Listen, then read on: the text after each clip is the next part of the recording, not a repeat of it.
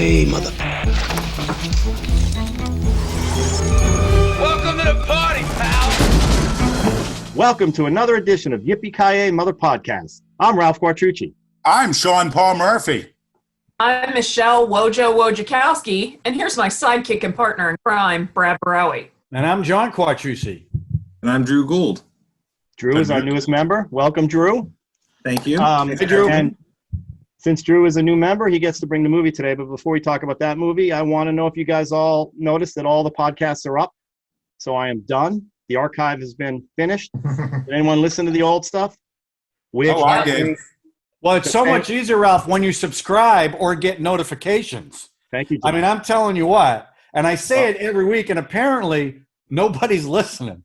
So it really helps when you subscribe, when you get notifications, and actually when you share the videos too. So please leave comments. We love the comments. Not that we've had any, but we do love them. People do comment on them.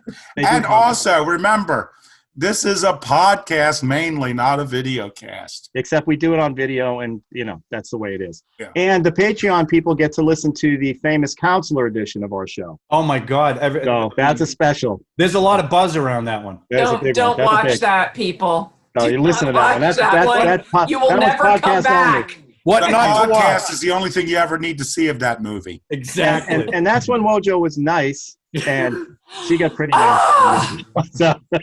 So, Drew? Yes. The floor is yours. What movie? The movie I picked this week is actually my favorite movie ever, Mad Max Fury Road. Wow. And that movie, I've never had a favorite movie before because, like the rest of you, I love movies. But that movie does everything so right all the time. It's not perfect because that's not a real thing. But I remember the first time I saw the movie, and when I watched it again 2 hours ago before the podcast, I had the same experience each time, each moment, each everything. It just is just the most incredible storytelling. It's the kind of movie that a lot of other directors and writers in Hollywood, I've read many interviews, Steven Soderbergh, other people, they looked at it and they were like, I don't even know how you do that. Yeah. That's how people who actually know how to make movies, like Sean, for example, would look at it and say, this is a whole nother level. Are you just saying that because one of the films I wrote, The Black Rider, has been accused of being a ripoff of Mad Max? Well, it's not that it was a ripoff. It was influenced by, because, every post-apocalyptic movie has been influenced by Mad Max and Road Warrior for the past 40 years. Yeah, I would say so. I don't think it was I think it was an homage or plagiarism. And this was in the script. You guys remember the boy in his dog? It was a homage. When the director did it, it became plagiarism. So, what's the description on this movie? So, one of the criticisms of the movie is that it has no plot, or that it has a simple plot. It has a very simple plot, which is that the characters are trying to escape the villains. They drive out into the desert. They bond as they drive and fight for their lives. Then they turn around and fight for their lives till they go back and win. That's the story. It's literally a day and a night and a day and a night. And the movie it's about everything. It's about everything to do with human relations and relations between men and women and different cultures and religion. And it's also the craziest, most insane action probably we've yet seen in the movies. And I mean, I love action movies. I love older action movies like The Road Warrior, for example, by the same director in 1982. But everything that you see on the screen was done in camera. Would we like to see a trailer, perhaps? Oh, that sounds good. And then I thought we'd be watching a preview. Yeah, where's the preview, Ralph? You know what? You guys are never happy. Let me say something about the trailer after you see it. It's the oil, stupid. It's the oil. Security forces will use all measures. The world is almost out of water. Water wars. We are killing for gasoline. Getting close to the terminal freakout point.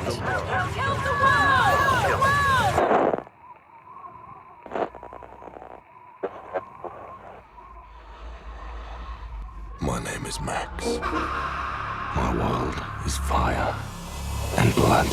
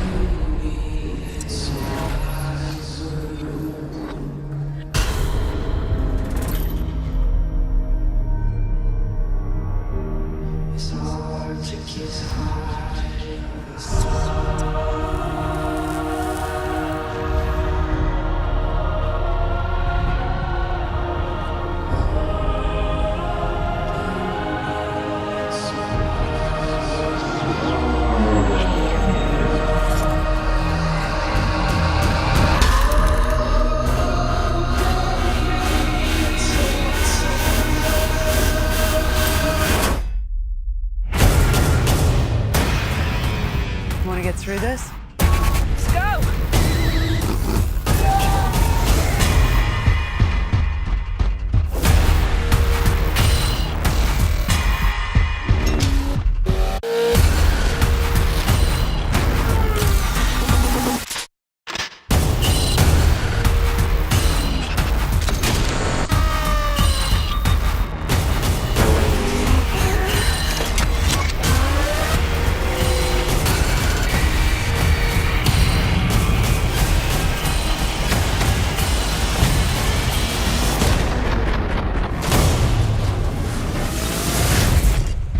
What's your name?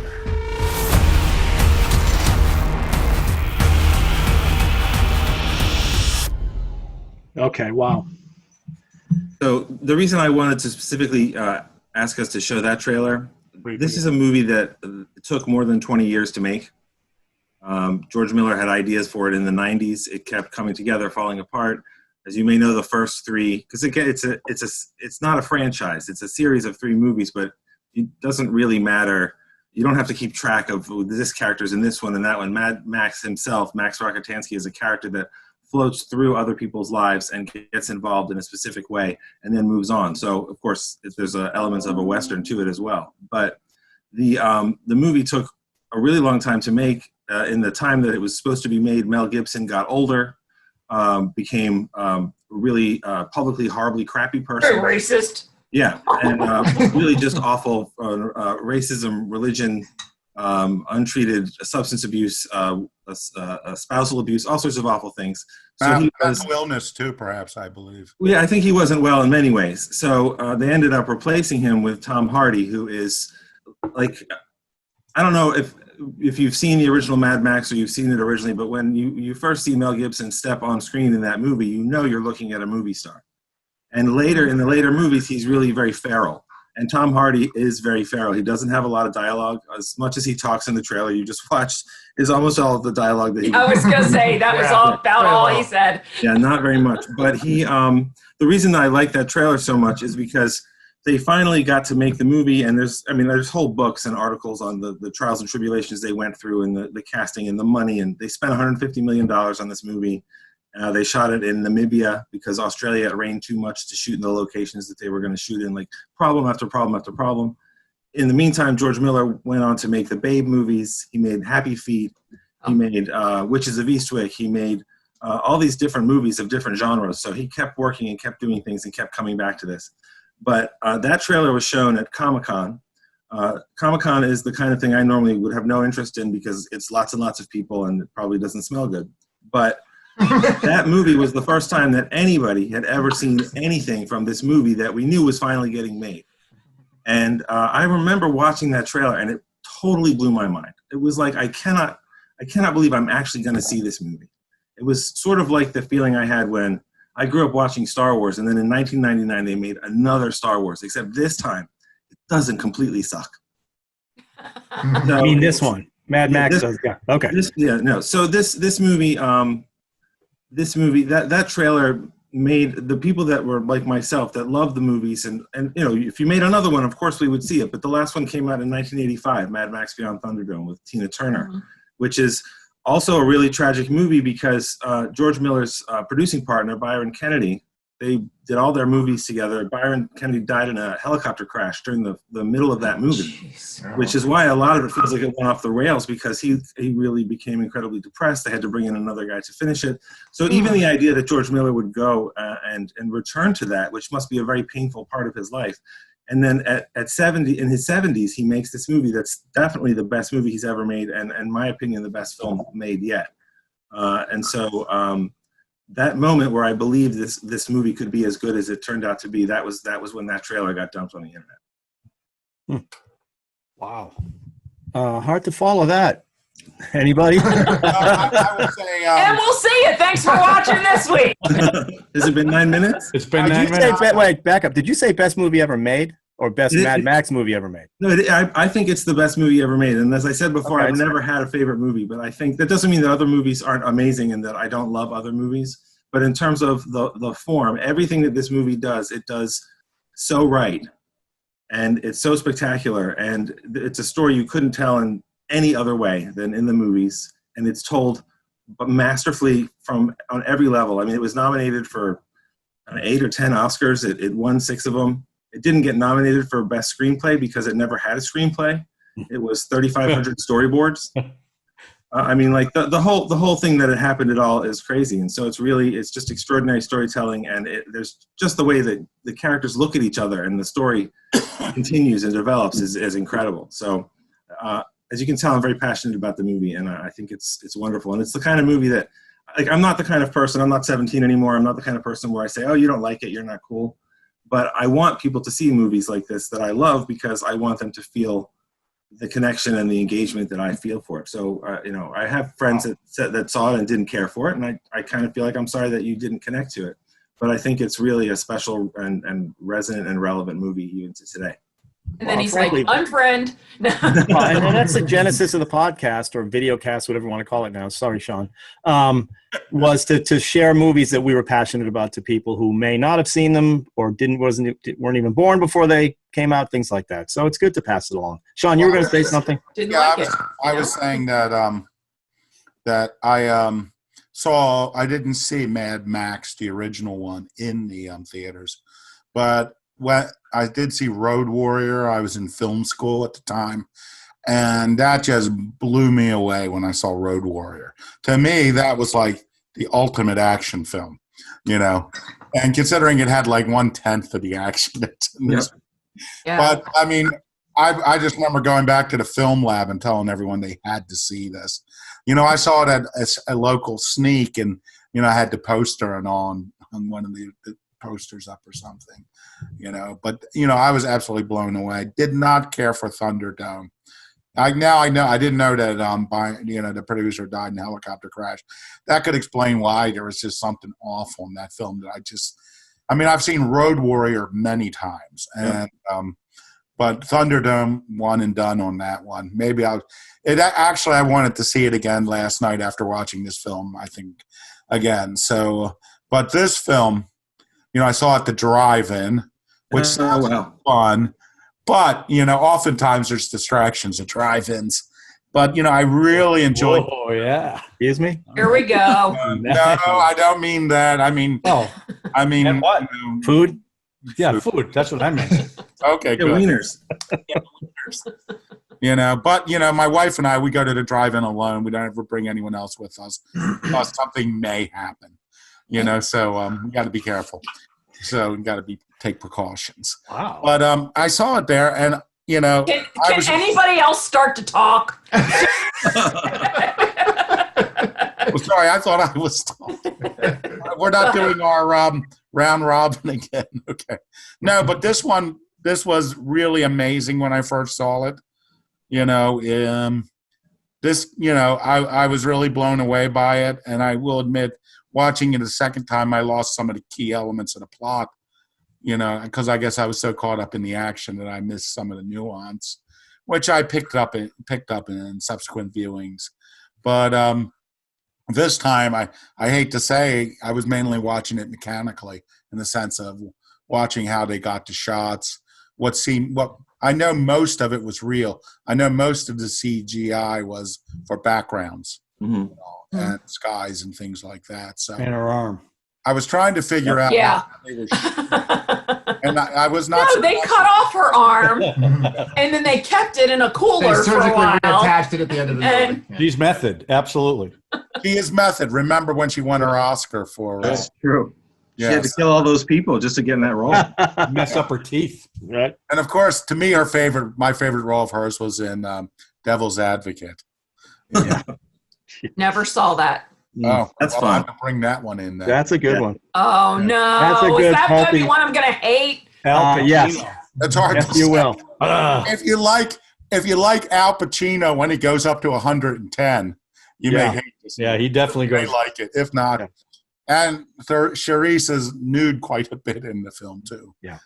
So Oh, great. So we'll get to talk about all that. Fantastic. but she does not have sex with a car at any Well, time. we're one ahead.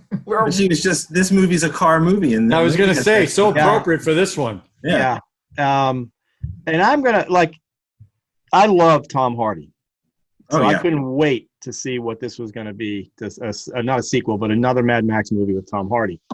And I, like Sean, thought The Road Warrior was just an incredible experience at the movie theater and just as a movie.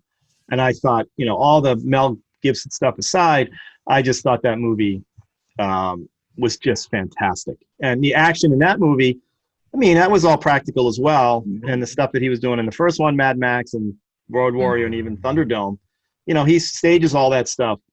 And what he did in this one was he just exploded with what he was staging in this one. Road Warrior was a much smaller budget too. Yeah, but I had the same. Actually, I'm going to just say this. I thought Road Warrior was a better movie, and it makes sense. And you're saying the script wasn't really there, and it was just about the visuals, which this movie is all visual. And one of the things, like Sean just mentioned about the mechanics, you are watching this thing trying to figure out how the hell did they do that? Yeah. Right. Yeah. Exactly. And it kind of took me away from the movie because I'm trying to figure out all the stuff with the guys flopping around on the thing and the guitar guy with the thing and thrower on, which is a real, you know, real guy up there doing that practically.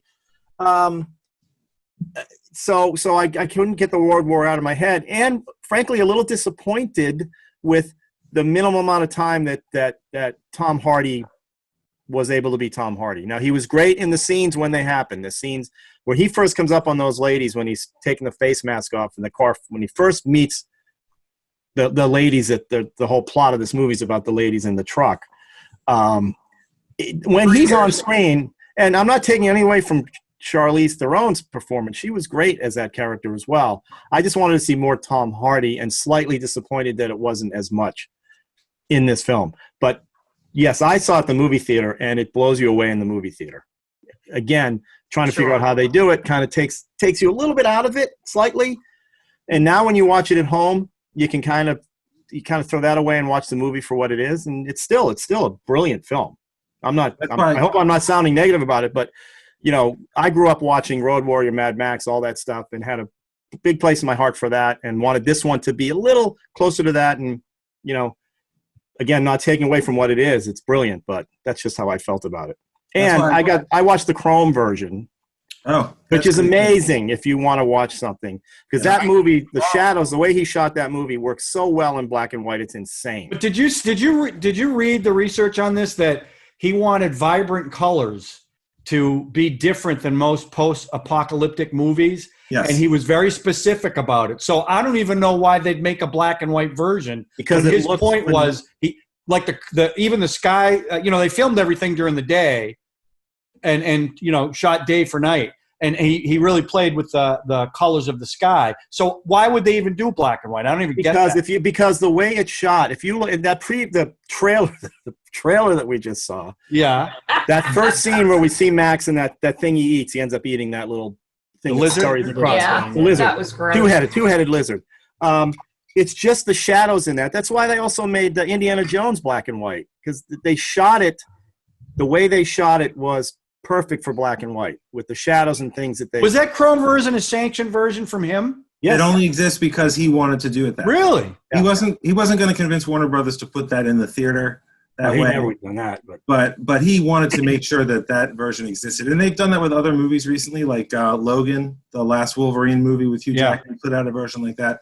And I mean, if you make me pick which version, I'll go with the extraordinary colors of the original. But if you like the movie and you like the filmmaking of the movie, to see it in that different way is really just extraordinary. But that was the only difference. There was no added scenes or anything. Nope. Just black and white. Movie, but I mean, again, the way they shot it, it was like they designed it for black and white. And not only that, the War Boys, the guys. He went to day for night school, so he could do that. That's true. That's big. You know that he was a paramedic for night school and a doctor. The whole Mad Max came about. He was a paramedic. He used to see car crashes all the time. And I think he might be the guy you were talking about that passed away in the Thunder. They just decided to make a movie about car crashes based on what they had seen when they would roll up on people. Didn't that guy die on one of those gyrocopters? Wasn't it one of the gyrocopters? It might be. I'm not sure exactly what kind. So. It wasn't like part of filming the movie. Yeah, no, I know. Yeah, but he was a pilot on one of those things. Steven Sonnenberg started making movies black and white. He's the one that turned Indiana Jones black and white, and all these people were trying to take old movies turn it black and white. I just think the chrome. You should, if you like this film, see the chrome edition Yeah, because it's agreed. pretty phenomenal. Okay. Okay, Wojo, back to you now that Ralph. Okay. So Cut me. I had seen Mad Max and I had seen The Road Warrior when I was in high school. So it was on, videotape. It was on VHS. I didn't see it in the movies. And we would watch them a ton of times because, it just, everything's blowing up. Mel Gibson was really big, blah, blah, blah. So I went into this movie expecting just the typical post-apocalyptic, I had hoped that there was a little more plot to it. But I will say the cinematography is amazing. The action things, the amount of, we were talking about the amount of costumes and the amount of people and the amount of, explosions and how they have to, I find when they blow stuff up in movies, I find it amazing because I'll watch a lot of DVD extras and things. And you see how we got to get this right the first time. You know what I mean? Because we don't have another X amount of money or we don't have enough time to set it back up or, blah, blah, blah. So I found that stuff really, really cool. I liked that Charlize played that they had this strong female character. That's been a big thing in like the Wonder Woman movie and, Black Widow and different things like that. And that's kind of nice for me as a woman to see, because when I was a girl, you had Wonder Woman and her stuff was barely hanging on. You know what I mean? Honestly. And it just wasn't the same kind of thing. You didn't see women as these tough contenders of things. And she was a kick-ass. So I like that. I like it for what it was. I wouldn't call it my favorite movie because I would want something that's meatier plot-wise, but that's just me. But, to watch everything explode and to watch, just how they handled all that, you couldn't get better than that. Brad. Me, yeah. Oh, sorry, to wake you up, Brad. I apologize. I'm sorry. Inga. You had a long day too today? You're fine. Everyone had a long He's had to deal with me having not enough sleep. So What do you think, Brad? I was in a similar, but the action, the scenery, it was really amazing. It was a little too much for me, it being pretty much the entire movie's them racing down this chase the whole time. Yeah. I like that stuff to a degree, but I felt like is anything else going to happen? It's just too. A lot happened in that, but there wasn't a lot of quiet time. Yeah, there wasn't a whole lot of dialogue in the movie. But it was about what I expected, but it was a little. Honestly, it was a little. Like I said, I think that's just a little too much action for me. I like action movies, but it was just nonstop, and I felt like is more. And it was beautiful to watch. Yeah, it was a beautiful film to watch. And I can see where the chrome version would be something really cool to watch. Oh, I bet that is gorgeous. Yeah. A desert setting like that is ideal for black and white, I think. But I don't think I'd go back and watch it again right away. It was okay. I wasn't thrilled with it. Where I would watch it again post-COVID, and we're all allowed to go back out, if they had it like at the Senator, because that's a movie that you want to see at a huge theater with the Dolby sound system, just the surround sound. Some people don't know what the Senator is. Okay, the Senator is a historic theater. Oh, I forgot. We've got many people worldwide watching as we speak. Hey, we do. The Senator Theater is located in Baltimore, and it is a historic theater. It was built in 1939. Oh, so it's a palace. Yeah. It's what? It's like a palace, right? It's a national. It's registered as a national. It's gorgeous. It's just gorgeous. Yeah, they've actually recently expanded, but it was just a single screen until what, maybe 10 years ago, Probably. and they've added like three, but they still have the main. Yeah, they didn't split the screen that most movie theaters do. Oh, nice. You can have parties. It's really a cool place. And It's got a It's gorgeous huge. lobby. Exactly. Art Deco. Yeah. Very, Real popcorn. just exactly. But I mean, going back to what you said, Brad, about, I mean, I saw it in a movie theater. I might even seen it in IMAX. I don't remember. But it is Wow. overwhelmingly, Wow. Yeah. there is no, the quiet parts are few and far between. Right. Yeah. Right. And it's just unreal. It's like The Warriors twice, right? That movie, The Warriors, where it's just about getting there and back. And they went there, back, and had to do it again. I'm out. Yeah. Yeah. Yeah. Yeah, when they got all the way up there and they said, "Oh, it's gone. Well, what should we do?" Turn back. Back, and I thought, "Are you freaking kidding me? Seriously? We're just going to see the movie going in the other direction." Exactly. I like that they address that in the movie, because when Max says, you know, he follows them out into they call it the salt. I presume that's where the ocean used to be, because we know the world was destroyed by war and fighting over resources and things like that. Mhm. But the scene where he tells them, you know, you need to go back, the first reaction is from one of Morton Joe's wives, Abby Lee's character, the Dag, and she says, "I thought you weren't insane anymore," because it is crazy. It's ridiculous. Yeah. Mhm. He Yeah. already told you the night before when he's talking with Furiosa. He said, "Hope is a mistake. If you can't fix what's wrong, you'll go insane." And that, to me, that's the best line in the movie as far as who he is, and it There's ties only into 8. his character the whole series, because he's not Mad Max like, oh, he's really angry all the time, although he gets angry, and he's not Mad Max because he's an unhinged, not well person. He's been driven, you know, mad by the tragedy in his life, and he doesn't dare to hope. And Right. so when you see these movies, the people that, and it's a legitimate criticism, but there were a lot of people who were like, well, this isn't really a Mad Max movie. It's Charlize Theron's Furiosa movie.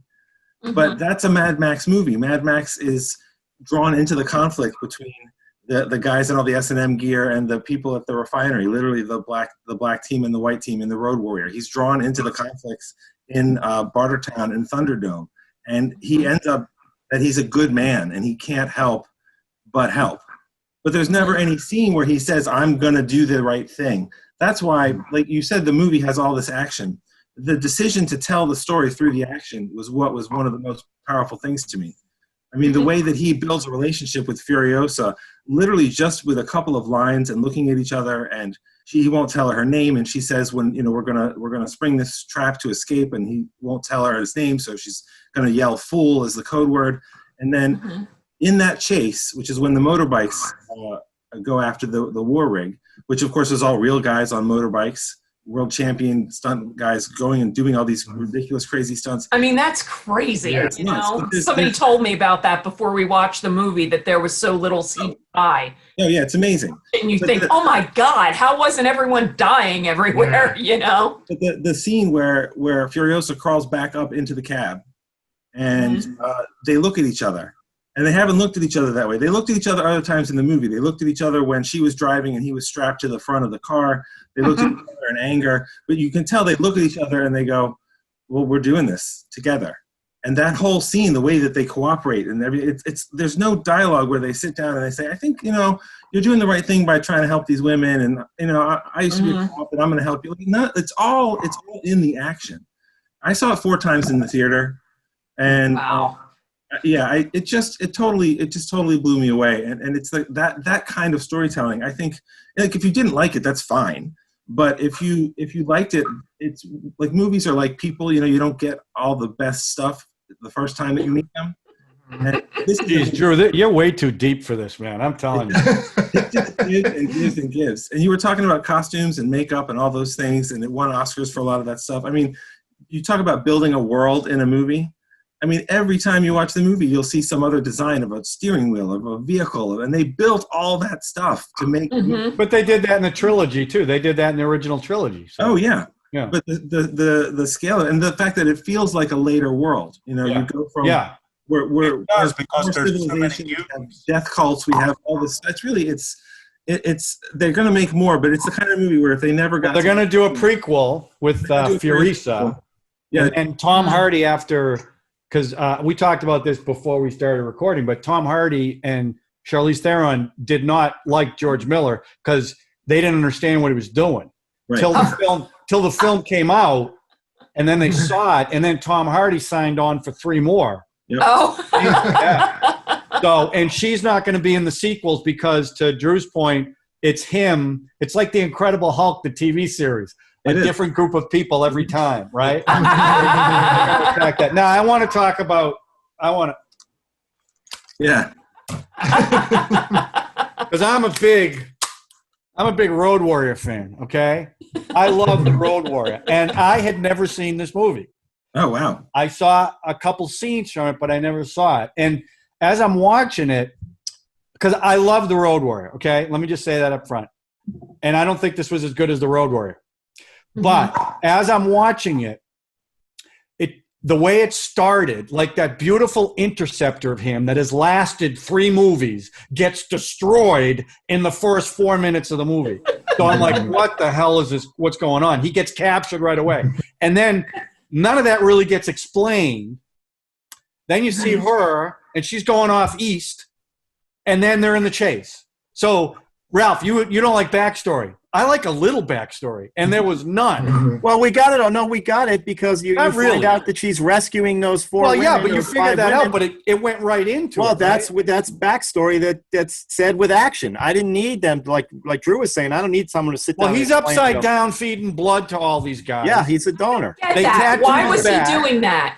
Why was he the blood bag for them? He wasn't the donor. He didn't do it for – they did it to him. The tattoo explained who he was. What I mean. But I only learned that looking it up, doing the research. But here's what I want to say about he was a universal donor. I know it said that. It was. Because it's good blood. He had good blood.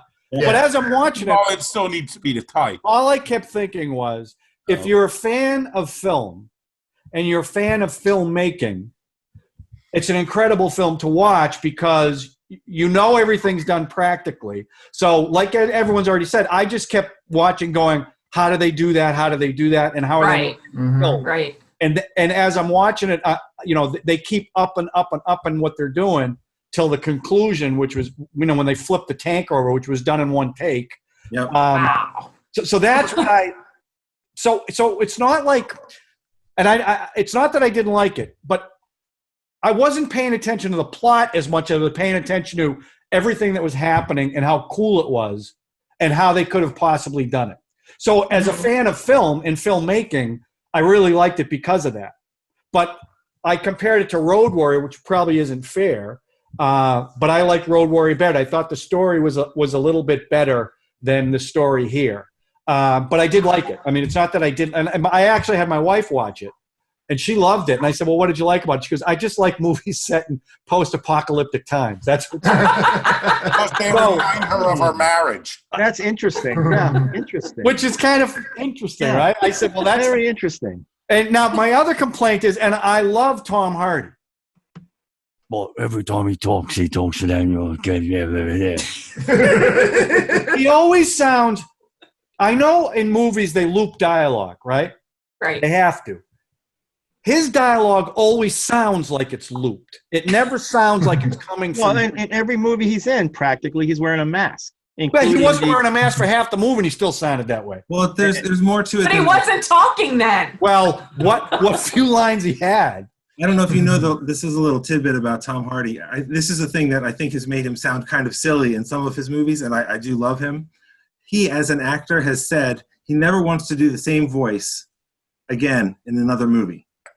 So he definitely achieves that, but I mean, like that definitely does. But there are times when he's hard to understand because of it. Yeah. But this so and the other thing was, and you've already said this, Drew, and it makes sense what you said, but in a Mad Max movie, you want him to be kind of at the forefront. And he was more, they were much more equal, which was, and it wasn't a bad thing, but in a Mad Max movie, right, you want him to kind of be a little bit more. You know what I'm saying? Well, I expected he was somehow going to be the overall hero. You know what I mean? And that wasn't how it was played out. Well, that last scene, when he walked away, he was supposed to be on the platform. And he said to George Miller, Max wouldn't do that. he would just walk to the next place that he has to go to. Right. And that's why they filmed the scene that way. I thought that was kind There of... are lizards to eat. There are things to... Well, wasn't that one of the original criticisms of the movie? Was everybody expected, because it says Mad Max Fury Road, that it was going to be Mad? I mean, I'm not going to lie, I expected that as well. But they did not like it because of that. No, absolutely not. No. I'm not sure why you would expect it if you've seen the other ones, just because he is not the main thrust of the story in Road Warrior, which but Drew, it's not Mad Max the Road Warrior. It's not Mad Max. Oh, it is Mad Max Beyond Thunderdome. But the Road Warrior, when it's in the title, you expect to see. Well, but it was originally Mad Max 2, the Road Warrior. Yes, in Australia. right. Nobody saw Mad Max in America the way they hoped they would see. Well, it. but to be fair, Mel Gibson's, that movie's about Mad Max. I mean, there are no. Well, I'm not saying it's not about him, but if you think about what he actually does in the movie, and again, he's got that spectacular car. Yeah. Which he loses. Yeah. He says, I'm going to do this for you. You're going to give me gas. I'll be on my way. They say, please help us. We're trying to escape. He's like, I just really want to be on my way. So he gets them the tractor, and so that they can tow the tanker out. And then he leaves, and then he gets run off the road, and they break my heart and kill his dog and all that stuff. And then he comes back, and he's like, all right, I'll drive the truck for you, which is just a humongous misdirect, because you have this incredible 20-minute action sequence trying to save the people driving a truck full of sand. Right. And like, that's a guy and that he didn't know it though. And he disappeared. Right. And he disappears into the desert. That's why it's almost more like myth making than a movie series of sequels. Well, you know, the theory was he was the feral kid in this movie. He wasn't really Mad Max. Because at one point you see the little music box, which is directly from the Road Warrior. Yep. But George Miller says, no, he's Mad Max. He's not the kid. So. Well, I didn't need him to be the same Mad Max, because it seems like a huge amount. Because if you saw the first movie, the world was still in order then. Right. It wouldn't be time for all these mutants to be. Well, which one? The American dubbed version? Or the those were back up. Mel Gibson, because no one would be able to understand them. But I want to say one thing. You know, Tom Hardy. You think he can drive in this movie? You should see him in the movie Locke. I was going to bring up Locke. I haven't seen that. I heard he's great in that. Locke is brilliant. Drives a car for the entire movie. It's an hour and a half in the car, right? Talking on the phone. Yeah. With whatever voice, he's doing some weird accent, but but it's hello, people. You're riveted through the whole movie, and he's right. He's driving a car for an hour and a half on a phone. It's not quite Mad Max, not even Thunderdome. But I'm getting back to the Road Warrior was about Mad Max. Okay, it was about him. You're following him through the whole thing. Yes, there's misdirect. He's driving the trailer out. He didn't know it was only sand. He thought he was taking petrol, right? Right. No, I think or did he? He didn't know there was sand. I don't think he did. He didn't know, because at the end he looked at the girl and they both figured it out. Yeah. The one guy that knew got killed. So you're expecting this one to be Mad Max, and then they introduce this other person. And again, I'm not complaining about it. I enjoyed the movie. I wasn't critical because I didn't see as much Max, because when he's in it, especially that first scene where he meets, what's her? Is it Furiosa? What's her? Furiosa. When he meets her with all the three girls, when they stop and he comes over and he's got the guy chained to him. Yeah. The kid there from X-Men. That's the X-Men actor, right? Yeah. That fight scene where he's fighting with the guns, and it's just like brilliant. So I don't know. I mixed feelings, because just like Sean and John were both saying, I was watching it for the technical. How the hell did they do that stuff? Mm-hmm. But I still enjoyed it. And you know, the actor that played Immortan Joe was from Mad Max, right? He played the gang leader. He's the same character, isn't he? With a different. No, I don't think the same character, same actor. Toe Cutter's dead in Mad Max. Right. I wish I could cite the right comedian, but I heard somebody basically say, you go to the movie theater lobby and you see this huge movie that's coming out, Mad Max Fury Road, and they have those giant character standees, and it's like Tom Hardy, Charlize Theron, Nicholas Hoult, Hugh Keys-Byrne. He goes, I want that guy's agent, because that guy's agent is the most incredible agent in the history of Hollywood to get his name on the same as other people. Because he was amazing, but he's not. I mean, even if you've seen Mad Max, you're not going to recognize him, because he's got that crazy mask with the horse teeth and all that stuff. I mean, that scene, the fight scene where he first meets the wives and wants some water, and then it turns into a brawl.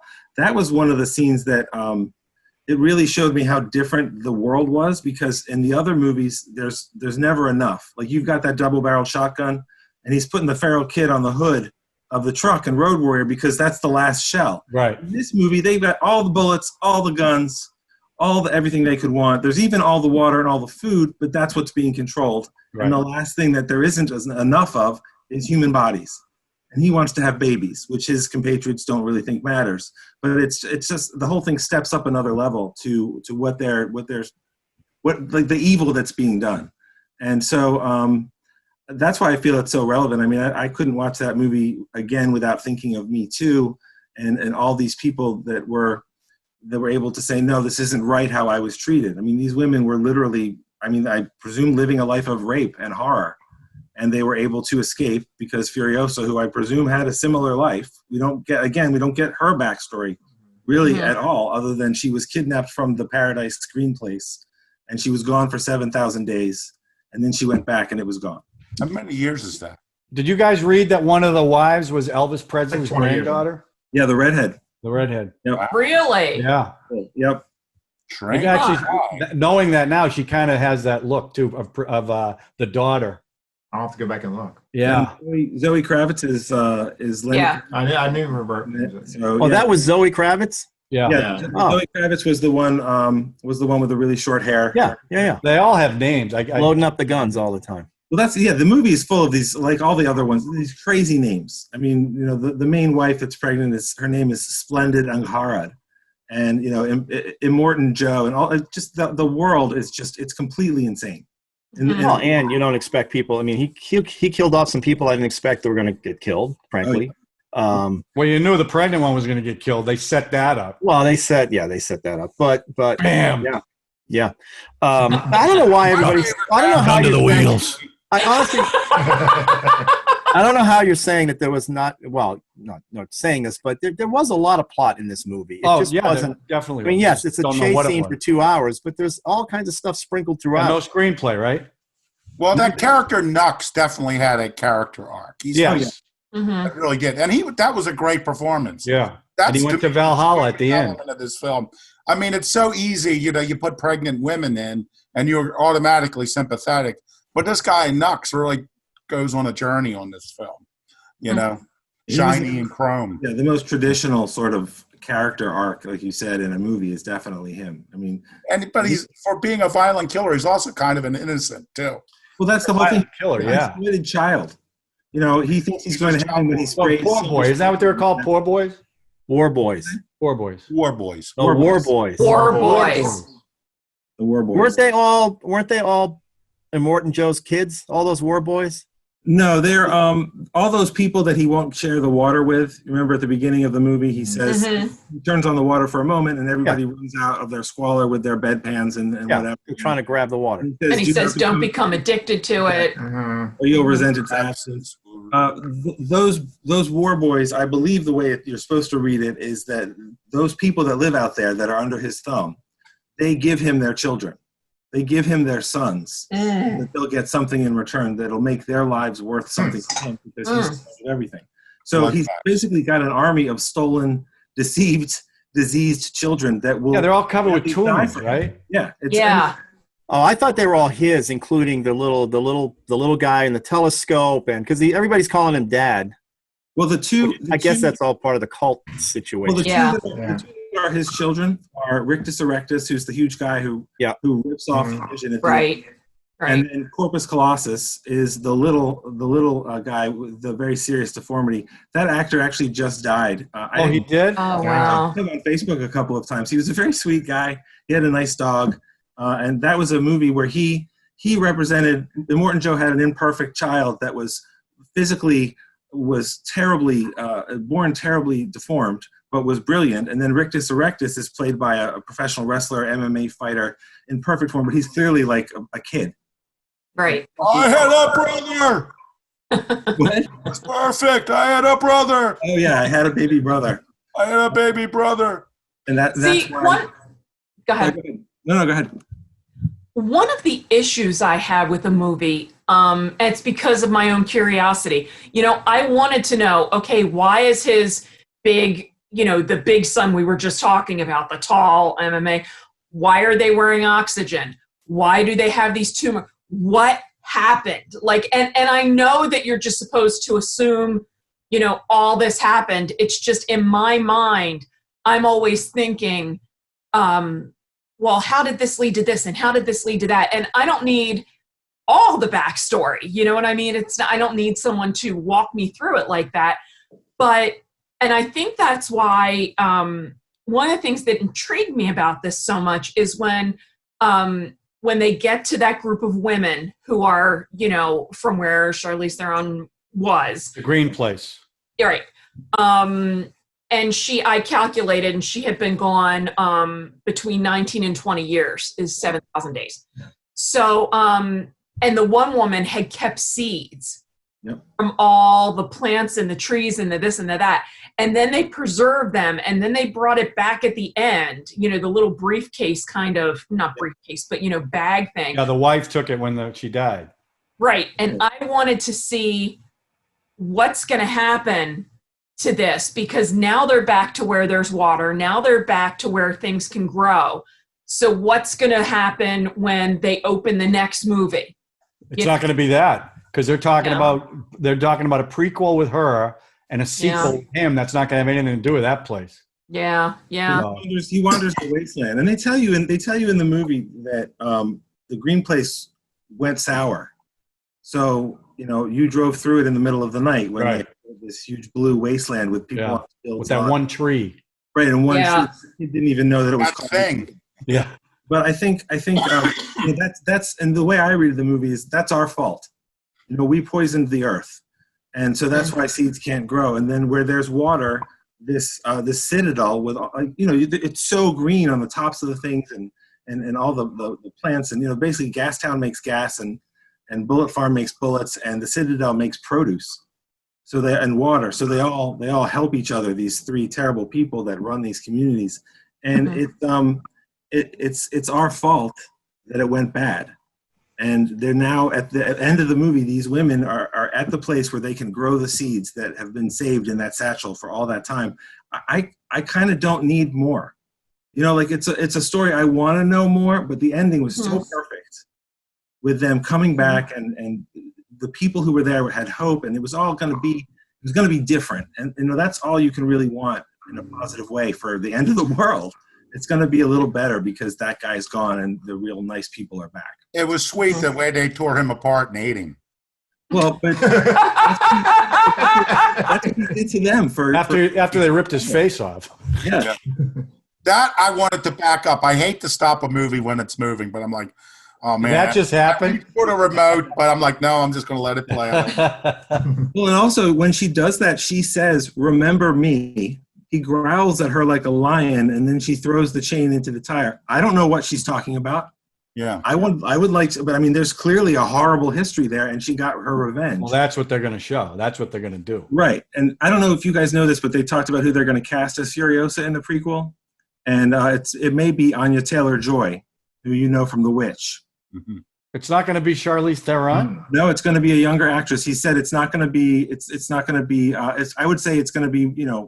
She's. It's probably going to be when she got captured, right? Right, when she's taken and. That's too bad. Well, we did do The Witch, and our two guests did say that was not only the best horror movie ever made, arguably the best film ever made.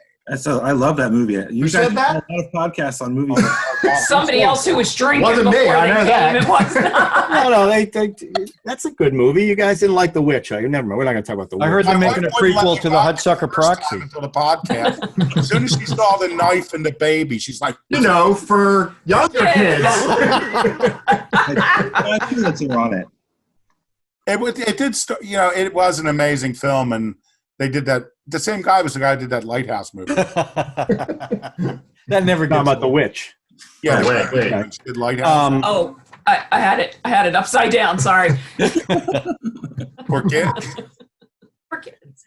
So the idea is that Max just moves on to the next adventure. Like Luke in Kung Make Fu. the Incredible Hulk. Right.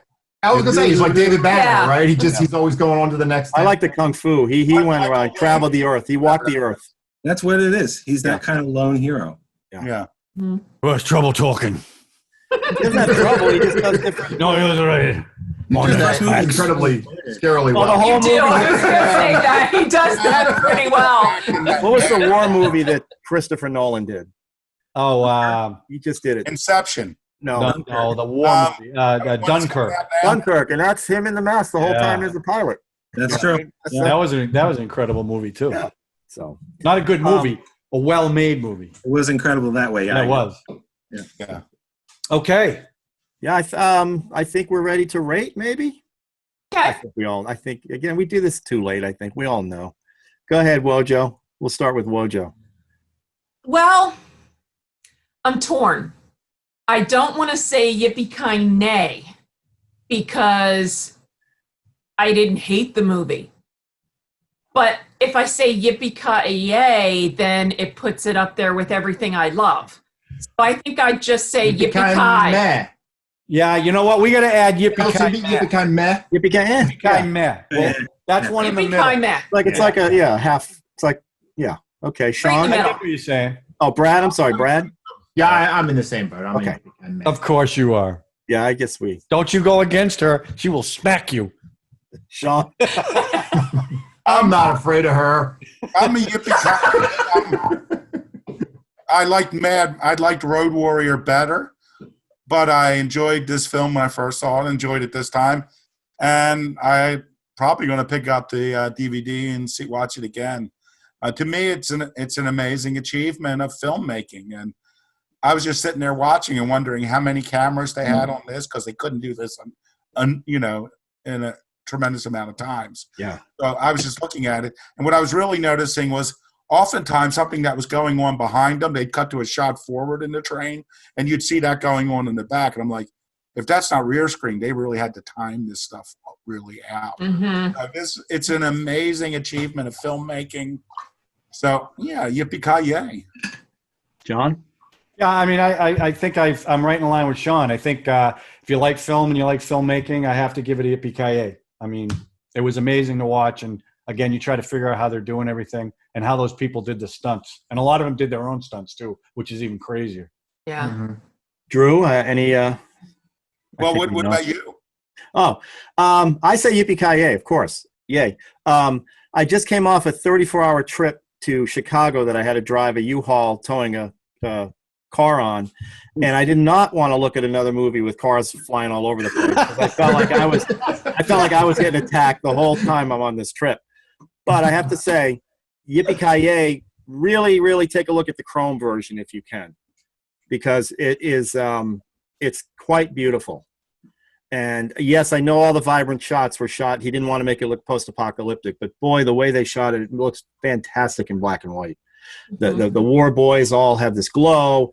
And back to what John said, I love that I get dropped in a movie that George Miller creates a world that is just incredibly intricate, right down to what Drew was saying about the steering wheels are all pulling off that pile of steering Wait, I have a wheels. question. I'm not a filmmaker, okay? So when they have a black and white version, they don't shoot it for black and white, right? Yeah. So the cinematography isn't for black and white. So how do they? You're saying it looks beautiful black and white. Do they do it in post and just?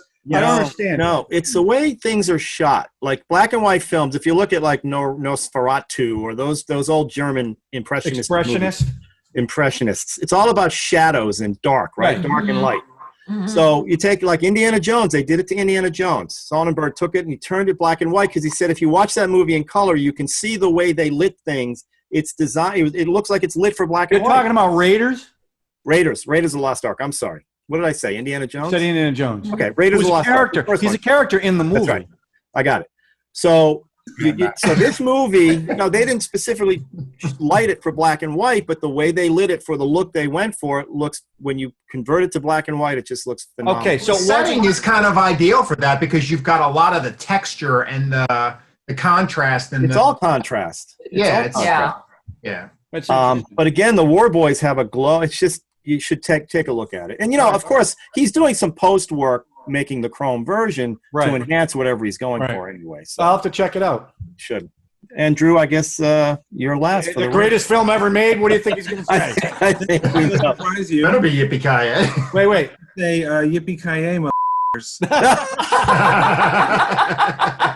Ralph, we got to bleep that out of post. No, we're not going to bleep that. Put it in black and white. Offended Nobody's watching anyway. You know what? That's true. Those of you who haven't seen the film, it's available on Blu-ray, It's available with the black and chrome version on Blu-ray. Oh my gosh. Available on. But is it on Laserdisc for Ralph? It's available. Unfortunately, no. I didn't get that separately because Is it on beta? What is that? This is that one? every Mad Max movie. With all Oh, new really? High octane. That's Plus, every you have Mad some, Max movie? plus you have some statues behind you too. Mad Max High Octane Collection. Nice. So it's and on all of your digital services. So What's behind you? Why don't you explain what's behind you? Oh, these are Funko Pops, which I used to think were really silly. Little dolls. I'm sorry. Excuse me for 1 second. A cat set off the alarm. Hold on. They're not go little get it. dolls. They're collectible. And that's our show. All right, Hey, Ralph, we lost the internet. Ralph, he's out for the next one. All No, right. he wants us to see his. Come on, cats all over the place. I didn't know he was a cat guy. Oh, sorry. The Funko Pops are these little collectible things that I always thought, like, I'm not interested in that. I love movies, but I don't need little dolls that I'll never And take. then they put out Mad Max ones, Actually, right? they made Black Phillip the goat from The Witch.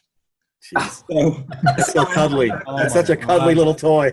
and then they made Watch out, he'll butt ones. you. And Christmas was everybody's like, oh, Andrew wants that, and they were right. I mean, those are all characters from the movie. Is All just those? Fury Road or the Oh yeah, it's all from Fury Road. So there's Nuxes and Immortan Joes and Maxes and Wow. Rictus Erectus. What's the book back there? What is that? A book or a poster? This is one of those art of books. Wow. If you're interested at all in Wow. the movie, like the movie won all these Oscars for sound design, and I think the one it deserved more than anything that it did win was editing, because the way that movie is edited, Oh, yeah. 300 Yeah. hours of footage, and his wife was actually the editor, and she'd never edited an action movie, and he said, Oh my God. I want you to so she took 350 hours of this footage and cut this incredible crazy story out of it. But there's so much going on in the movie, and this is full of sketches and concept art, and you can see the journey of it, and you can see how it never had a script. I mean, it's just the whole movie that it happened at all is almost more impossible than most movies, because sometimes these movies you make them and they take so long. Like Gangs of New York took 25 years to make, and I don't think it was worth the wait. It's not No, definitely not. No. This movie, Oh, I hope we don't do that one because I gave it away. well, I still want to know why the That blood. was John's surprise. We never find out. But yeah, so this is really a Yippee-Ki-Yay motherfucker for me. That's Just a good. Yippee-Ki-Yay, Drew. You don't have to say the other part. Just Yippee-Ki-Yay. You know what? Well, what is your favorite movie of all time? Yeah, exactly. He gave it away. At the end. He didn't bury the lead. He told us the lead right up front. Yeah, good one. I mean, I agree. I don't agree it's the best movie ever made, but I agree it's a really good, well-done film. And Yeah. your guys explained, too, when you say a movie takes 25 years to make, that means, they have to, it's not they're making the movie for 25 years. It has to do with getting a script and Boyhood. And funding. No, we and live- then- Oh, Boyhood, yes, that's a different. Orson Welles did a movie that took 15 years to make. And Well, he but filmed sometimes- for 15 years. Sometimes these movies, it's like, they got the money and then they started making it, but it took 19 years to get somebody to give them the money. Or they got the money Yeah. a bunch of times and they were going to make it, and then their lead actor turned out to be a drunken, screaming anti-Semite, so they couldn't make the movie. And also, in fairness to Mel Gibson, when he was talking to George Miller about doing this, he was actually doing Passion of the Christ at the time. Oh, So wow. there was a little of that, too. It wasn't just that he was a complete idiot.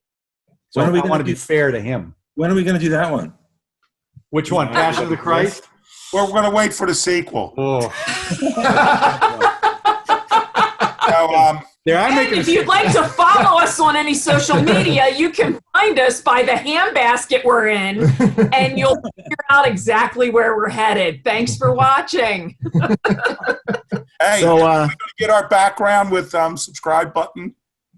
I don't have it today. Not on do this it. one. Except take our I word. said it. I said it. Subscribe. You guys So, want I like John, the visuals. you like that next time. next time, John, you want to do next week's movie? Yeah. I don't know what it is yet, though. I'll let you know. You're not. You don't. Well, know. let me throw it out there. Yes. So I like the classic, so I can do a classic, or I can do a real Oh, boy. not a comedy. But What are the choices? Tell us what the I'm not telling you the choices because you're going to say no matter what I But say. yeah, you got to give us a. You can't just throw that like that and not.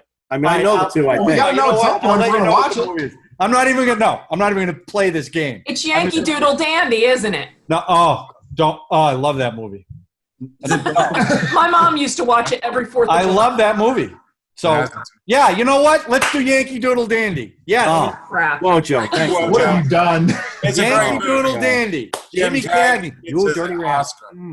We really got to watch that? Yeah, you really have to watch it. I think you should go with the other one you were talking about. We had to watch. Oh, well, okay. It's either Yankee Doodle Dandy or Porky's. I would watch either one of those. It's the same thing. Whoa. So, how many want to watch Yankee Doodle Dandy? Raise your hand. How many want to watch Porky's? I've seen that a few times. I've seen them both. I Wow. don't care. You don't Better care? than the sequel. Both of them. Porky's Yeah, Revenge. Porky's 2 was. Porky's Revenge. All right, I'll let you know. All right. Porky's. He'll surprise us. Okay, he'll surprise us. Well, another fine edition. Drew, thank you very much. Thank you. Drew, And you brought tune it. in. You July- brought a fastball for your first movie. That was Other good. than the really Nice stuff. harsh language, Drew, you really brought it today. Well, all adults here. So we'll see you next time. Yep. Okay. All right. Over and out. Stay safe, everybody.